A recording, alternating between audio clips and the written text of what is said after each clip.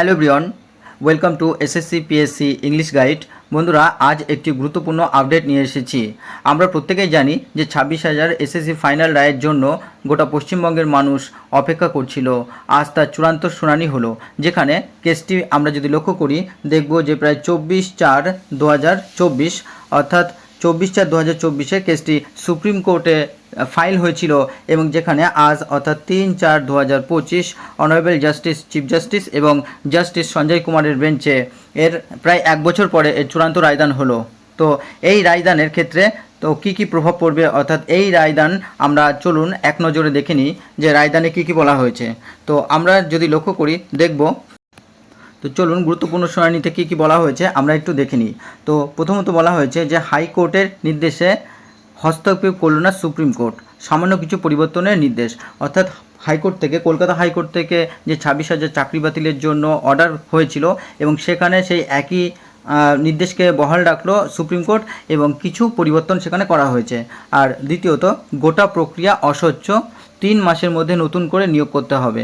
যেহেতু গোটা সিস্টেমটা অর্থাৎ গোটা নিয়োগ প্রক্রিয়াটাই করাপ্টেড, তো সেই ক্ষেত্রে 3 মাসের মধ্যে আবার নতুন করে নিয়োগ করার সুযোগ দিয়েছে।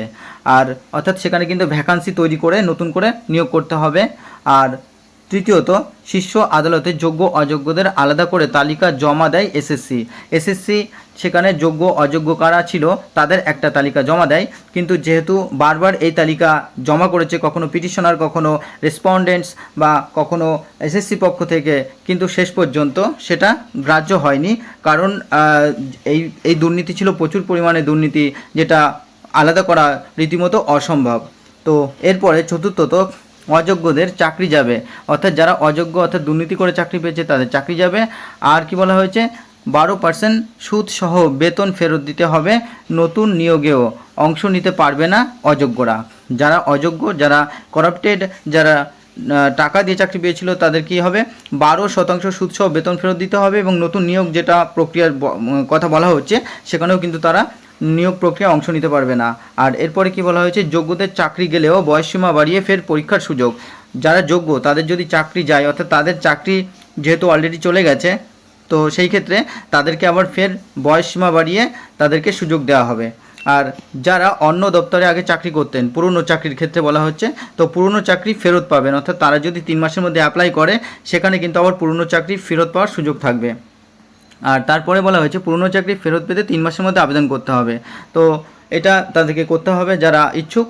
আর বিশেষ চাহিদা সম্পন্ন চাকরি গেলেও বেতন বন্ধ হবে না, অর্থাৎ যারা ডিসএবিলিটিস সম্পন্ন যে সমস্ত ব্যক্তিরা আছেন, তো হ্যান্ডিক্যাপ থেকে শুরু করে আরও অনেক রকম, তো তাদের ক্ষেত্রে কিন্তু চাকরি গেলেও বেতন বন্ধ হবে না, অর্থাৎ বেতন তাদের চালু থাকবে।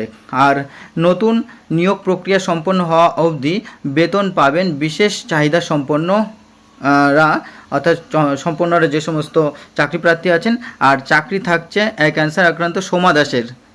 আর এখানে কি বলা হয়েছে যে এসএসসি মামলায় কি ফৌজদারি তদন্ত আগের মতোই চলবে, অর্থাৎ এক্ষেত্রে যে ফৌজদারি মামলা অর্থাৎ যে সিবিআই যে তদন্ত সেটা কিন্তু তাদের ক্ষেত্রে চলতেই থাকবে এবং পরবর্তীতে এর আর কি আউটকাম আসবে বা পরবর্তীতে এই ফৌজদারি মামলা চলার পরেও কি হতে যাবে বা কি হতে চলেছে সেটা সম্পূর্ণ কোর্টের উপর ডিপেন্ড করবে।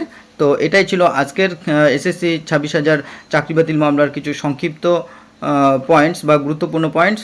তো আজকে এই পর্যন্তই, চলো দেখা হচ্ছে পরবর্তী ভিডিওতে।